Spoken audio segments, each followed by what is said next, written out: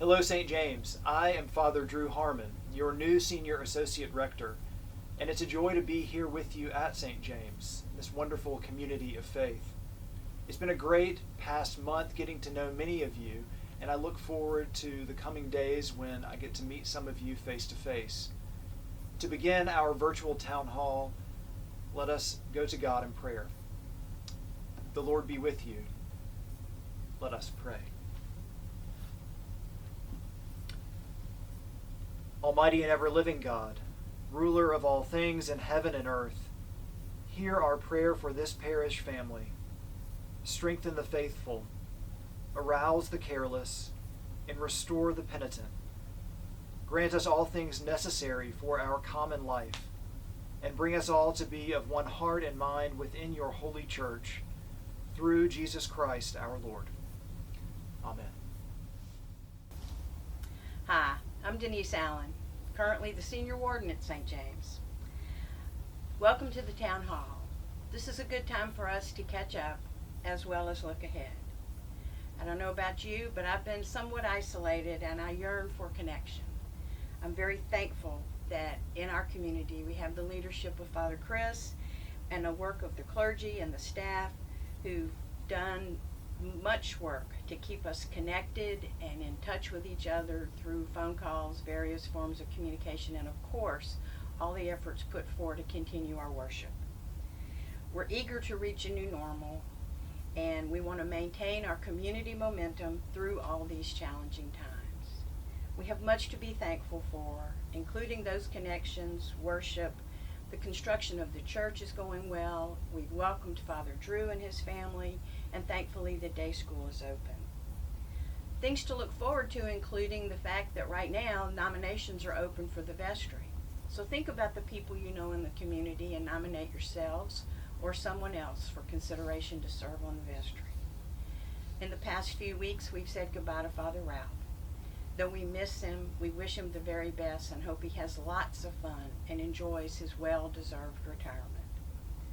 In this town hall, you'll also hear from Father Chris, Josh Pessis, John Soule, Shannon Gallier, and Trey Roberts about other aspects of our parish life and our business. Before I close, there's one more thing. In May, Bishop Coleman passed away after a long illness. Due to the COVID restrictions, we were unable to honor him and celebrate his life and ministry as is so well deserved. During his 14 years as rector at St. James, the parish flourished. In recognition of his leadership here and the community of fellowship he inspired, the parish hall will now be known as Coleman Hall. The resolution that was read out and agreed to at the vestry meeting goes like this. Whereas the Right Reverend James Malone Coleman faithfully served as the 20th rector of St. James Episcopal Church in Baton Rouge, Louisiana from 1975 until 1989. And whereas St. James Episcopal Church saw significant growth under Bishop Coleman's leadership with an emphasis on transformation through meaningful fellowship, pastoral care, education, and outreach. And whereas Bishop Coleman left St. James to faithfully serve as the second Bishop of West Tennessee and returned to St. James Episcopal Church in 2005 after his retirement to serve as Bishop in residence, and whereas the Parish Hall Parlor at St. James Episcopal Church sits at the heart of the communal life of the congregation, and whereas St. James Episcopal Church continues to celebrate the rich legacy of ministry by Bishop Coleman upon his death on May 4th, 2020. It is hereby resolved that the Parish Hall Parlor be renamed to Coleman Hall out of deep appreciation for the life and ministry of the Right Reverend James Malone Coleman. So, thanks for listening. We're on with the Town Hall. Hello, St. James, and thank you so much for tuning into this virtual town hall. I'm going to quickly go over some areas as far as just our programming, our worship, ministries, pastoral care, and staffing. and just give some general updates, kind of where we've been and where we're headed as we move forward. Of course, this is always evolving as new information comes out, and we're always interested in hearing your thoughts and ideas so that we can ensure that we are living into our mission and ministry as best as we can as a parish and as a congregation. So to start with worship, as many of you know, we began on March 15th with a online service only. And so one of the things I was blown away by is very quickly as that service was hastily put together as worship was canceled on the 13th, on that Friday, or should I say in-person worship was canceled as the church never stopped praying together. But as that in-person worship was suspended and canceled, we hastily put together a service on that Sunday the 14th. And then the staff and I had more time to put together the service for the 22nd and the 29th, and then even more time to kind of plan how we could keep this and make it sustainable, but also have that comfort of feeling together and one-on-one and more personalized. And we began to expand the people who were included and went to people in their homes and asked them to pray, many of our lectors and families and things like that. And it was a wonderful and beautiful thing as we were reminded, despite our physical distance, that we were united in common prayer with one another. Then, as we move forward, in early June, we were able to meet first outdoors only for morning prayer. Then we moved indoors to Bishop's Hall as the church was under construction, which is actually a wonderful spot because it allows us truly to maintain social distancing within that space. And then finally, we started communion on July 5th. And then once more, we moved from those pre-recorded services then to live streaming the services that we were having on Sundays at the 1st of August. We continue to hone that process. I know every time we do something different, there's a little bit of frustration as we have to maybe learn some new technologies and to try new things. But I want you to know that my staff and I are here to help you in any way that we can. We had technical difficulties, for instance, early on in the pre-recorded, and I think we were able to hone most of those and many of those as time went on. And similarly, as we continue to do the live streaming, for instance, on that first Sunday, August 2nd, we had sound difficulties, and we continue to improve upon those as well as the picture quality and the angles by adding more cameras and things like that. And so we will continue to offer the live streaming of our services. It was crucial to maintain sustainability of offering those services virtually, and is even further reminder as we gather in person and gather virtually together that we are indeed, as I said earlier, united in common prayer. And we intend to maintain these virtual services moving forward into the future. We just have to make sure that they are sustainable of the staff's time and of our capacity and our ability. And so as we begin to look to getting back into the church, hopefully in late October, early November, but we don't know for sure yet, but as that construction continues on and then finally wraps up, we're looking at how do we continue these kinds of offerings when we move back into the church, knowing that we have many who are unable to join us on Sundays due to various circumstances, knowing that until we have a vaccine, it may not be feasible for many of our members to return, and then also knowing that many of our members travel, and so a way for us to stay connected and united with one another through whatever life may throw at us. So I'm excited to see that continue to evolve as we move forward. Next, for programming, the only thing I'd say is we've worked really hard, the ministry leaders and the staff of St. James, to find ways to adapt most of our programs this fall to account for this novel coronavirus. Realizing that we are going to have to adapt many of the things that we do, and a booklet has come out, was shared in the Herald, and is available. If for some reason you didn't get it, all you have to do is reach out to any of the members of the staff, and we'll get it to you. Many of our Bible studies have found a way, not all of them, some of them will be suspended for this fall, but many of them have found a way to continue, whether it's through outdoor social distancing or Zoom or many other things, as well as the other ministries that we have. And so be on the lookout for that. If you haven't found it yet, let us know, and we'll make sure that you get that. And we want to make sure we maintain all of those opportunities to be connected and united as one, not just in common voice through worship in person and virtually, but also through our many mission and ministry opportunities that we have. And so just be on the lookout for that. The next thing is pastoral care. It's been really the last year and a half has been so difficult as we have said goodbye to so many of our members as they have passed and gone from this life into the next.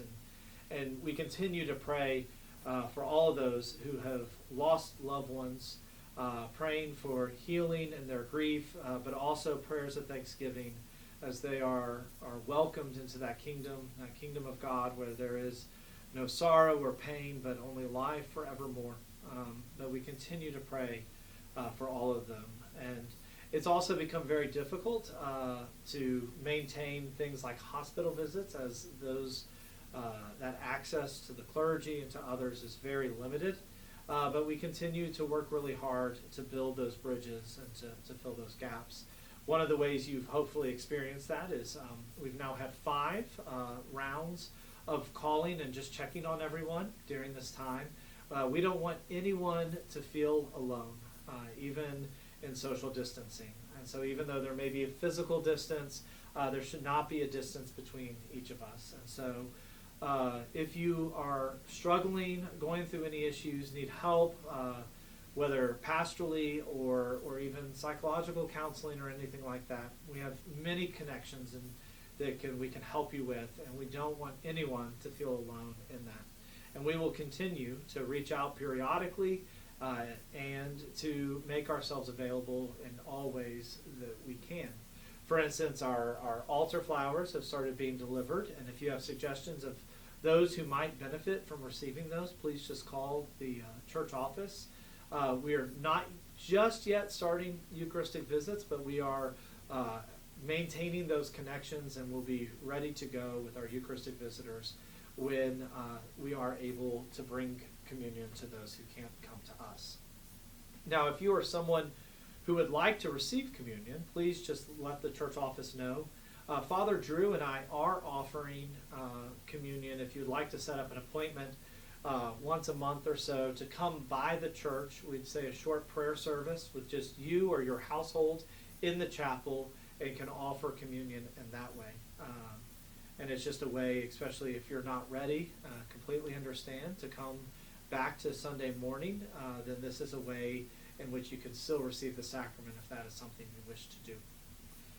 And then finally, speaking of Father Drew, as far as staffing goes, there hasn't been much change, except that we did have a wonderful opportunity to say goodbye as our senior associate to Father Ralph, and then welcome Father Drew and his family. And so it is a strange time to be trying to not only leave a congregation from a pastoring role, as well as it is to enter a parish in this time. And so I do hope that you will reach out to Father Drew and his family, whether it's to send a card or to send him an email. There have been a few opportunities for meets and greets through Zoom. But, you know, if you miss those opportunities, please let us know and set up a time to have a phone conversation or to, as I said earlier, just write him a note. And then we look forward to the day when Father Ralph will rejoin us, but in the pews. In the new year, in 2021, he will return, but as a parishioner. And we look forward to that day and have a chance to maybe more fully both thank him, but also welcome Father Drew when it is appropriate and safe. Other than that, the staffing remains the same and continues to work very hard. We've used this summer to kind of rest and catch our breath from what was a very hectic spring, but we have a very wonderful and fruitful fall that lies ahead of us, and we look forward to walking that with you. And so if you have any questions, please do not hesitate to reach out to me or any of my staff. And so God bless, and thank you, St. James, for all that you do to help build up the kingdom of God. Hello. My name is John Soul. I'm coming to you on behalf of the Campus Planning Committee. For the past 2.5 years, I've been involved with the committee, which is a sub part to the vestry. We've been working diligently for a while now, focusing on the renovations to the interior of the church. You've probably heard a lot about what's going on. Just kind of wanted to give everybody an update of where we are, specific about what we're doing, and things to expect upon completion. So, St. James teamed up with Tipton and Associates, who's done some work both locally and within the church over the years to provide the design for the interior renovations. In January of this year, we selected Cangelosi Ward general contractors to perform the work. So for the past 4 months, they've been on site, starting with some miscellaneous demolition, removal of the pews, and preparing the church for what was to come, specifically being the installation of a new fire suppression system within the church. In addition to that, we've got some repairs to the plaster. We are repairing and refinishing the wood floors, putting in an all-new electrical system, a new electrical infrastructure, panels, light fixtures. Another item I think everybody will be thankful for will be a new HVAC system. The old system was well beyond its anticipated lifespan. The new system will be much more efficient and effective for all of our comfort while we're participating in services. Last but not least is going to be the installation of a new organ, which Shannon will be providing some information on that before too long. But we've been coordinating with Golding and Wood and our design team on the installation of that new feature of the church. So to give you an idea on where we are, right now it's the middle of August.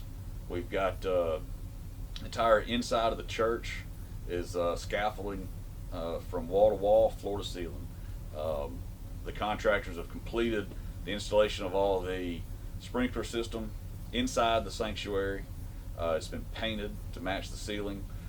One thing worth mentioning is that the design team and the contractor did a great job of concealing it to the best of our abilities, but also still making it functional. The electrical system's well underway on being replaced, and the old HVAC system has been demolished. A few things we had a few unknowns pop up over the past couple months, some of which was the presence of asbestos, which we had to mitigate. Also, unbeknownst to anybody with the project, there was some structural repairs necessary for some of the beams beneath the existing flooring, all of which was taken care of and brought up to code and reviewed by a structural engineer. So hopefully that won't cause any or will have prevented some issues that otherwise could have festered for a long time had not been corrected. So where we're going, we anticipate being completed by the end of October, barring any unforeseen issues. The scaffolding will be removed within the next probably 2 to 3 weeks, which will enable us to complete painting of the walls and refinishing of the floors. And as we work our way out of there, last thing will be the new carpet and just some final touch-ups. So we look forward to unveiling it to everybody in the coming months, and stay tuned for some updated photos as we wrap this thing up. Thank you very much. Hey St. James, I'm Shannon Gallier, your Director of Music. I've been here just over a year as of July, if you can believe that. It was a productive year. The choirs have grown by leaps and bounds, not only in their numbers, but in their the quality of their music making, and their community, and their professionalism. The last 5 months have been a little unusual. We've had Zoom meetings like everyone else, and we've had a couple of classes together talking about history and music and things like that.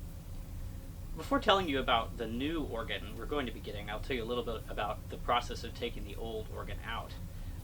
As we started the renovations to the church building, my big project was taking out the original 1975 Schlicker. These hands touched about 2,500 pipes, as well as the hands of other volunteers helping to bring the organ out. Not to mention the 700, 800 pound wooden chest the pipes sit on. It was quite a project. Some of those pipes have already been incorporated into the organ at St. Luke's here in town.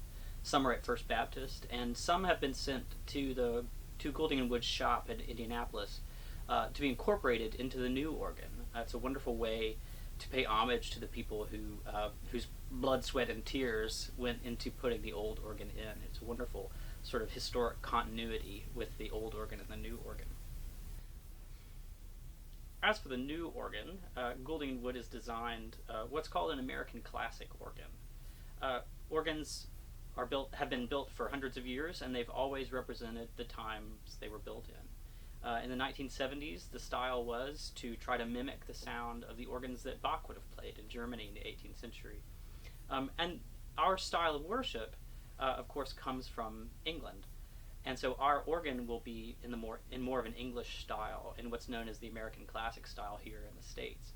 And that means it has lots of warm, rich colors, lots of solo sounds like clarinets and flutes and trumpets. And you'll experience it in a different way in that it will really support you in your congregational singing.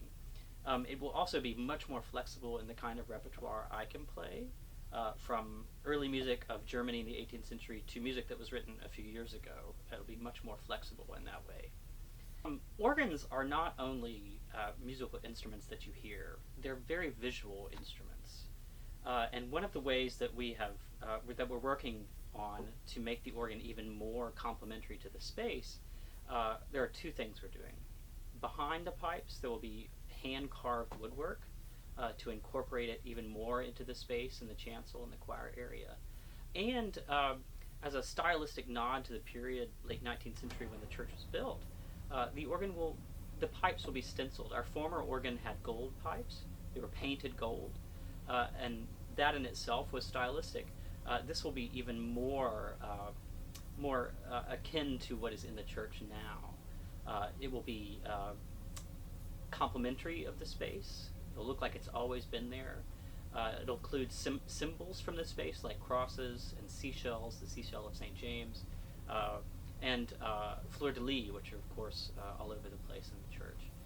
It'll be a really beautiful instrument, not only to hear but to look at. It'll be a work of art. We have so much to look forward to. The choirs are going to be working throughout the fall, socially distanced, and very responsibly and carefully to keep learning in preparation for the day that will come soon when we're able to gather together again and sing Love Divine, All Love Excelling. What a great moment that will be. So lots to look forward to. Hello, my name is Trey Roberts, and I've got a quick update for you on the Capital Campaign. I'm honored to join Helen Campbell, Lee Griffin, and John Nolan as a co-chair of your Capital Campaign. You may remember that we named the campaign Preserving Our Past, Securing Our Future. Our intent with this campaign is to do just as the name suggests, by addressing the many needs of our historic church and its grounds. The goal of our campaign is to fully fund the $3.5 million in necessary interior church renovations, including a fire suppression system, replacing the air handler, refinishing wood floors, replacing all the flat roofs that have historically leaked, as well as upgrading the parking and landscaping on the campus, and several other necessary deferred maintenance items. Back in February and March, which I know seems to many of us like years ago, your committee was hard at work.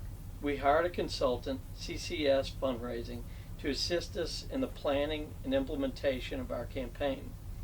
We've already created marketing materials to promote the campaign. We've met in small groups as well as individual members of the church to judge the interest of the campaign. And most importantly, we identified and started to train members of the church community that will assist us in reaching out to all of you to help explain the importance of the campaign and ask you to prayerfully consider participating.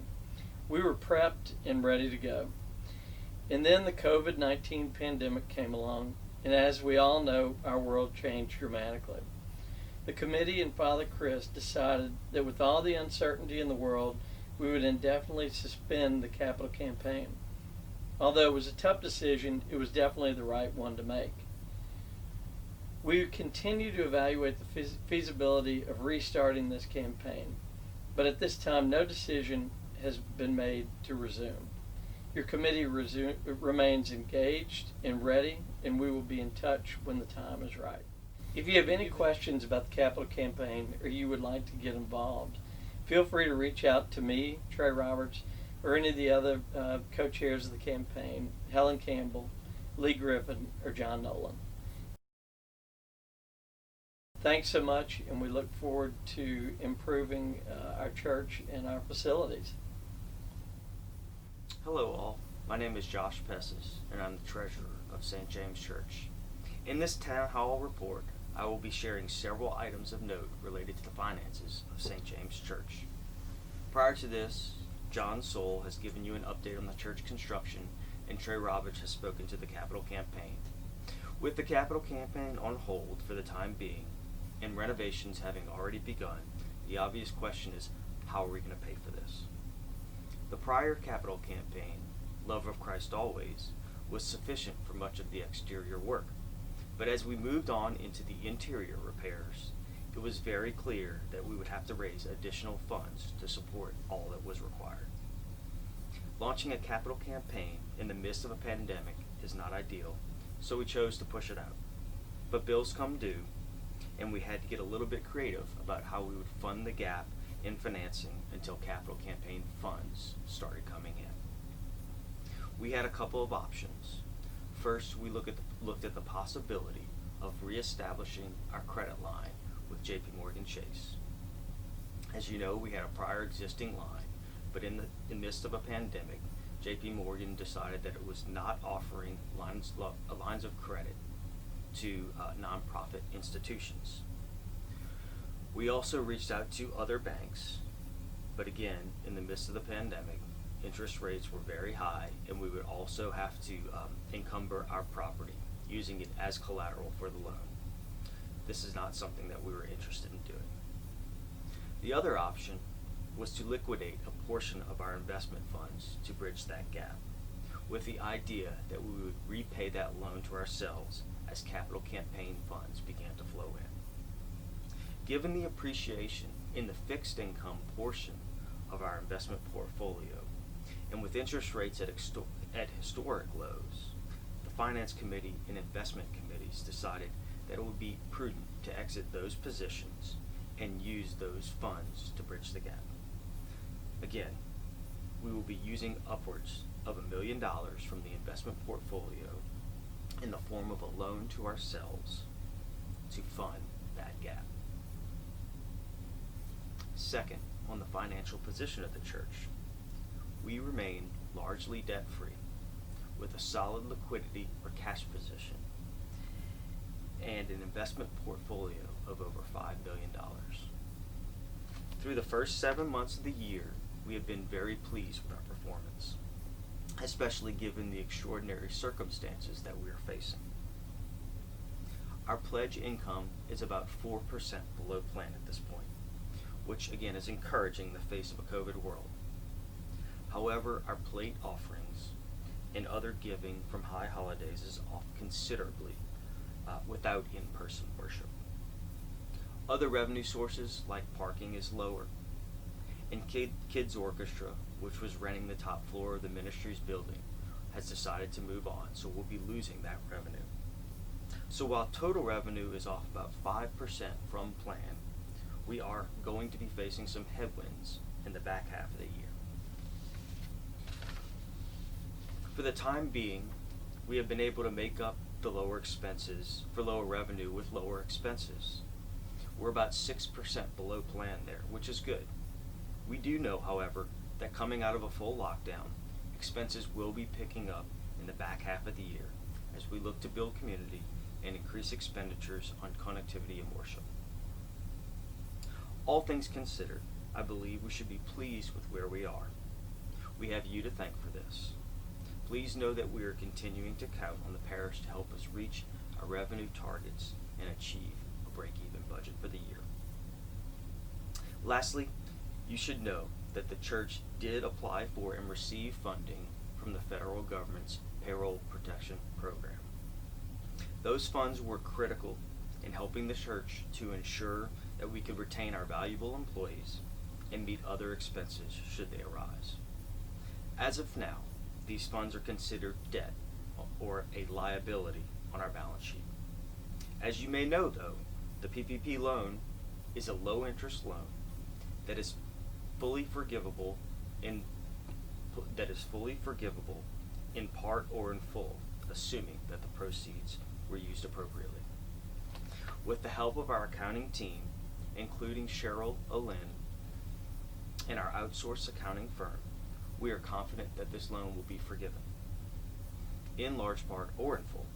Our application for this forgiveness has been completed, and we are awaiting instruction from our bank on the submission process. That should happen in short order. So those are the major financial points of note. I would like to thank you all for everything you do for St. James.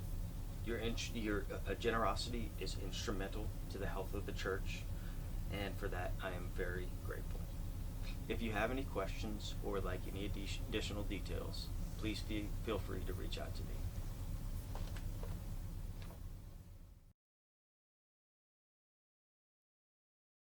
Praise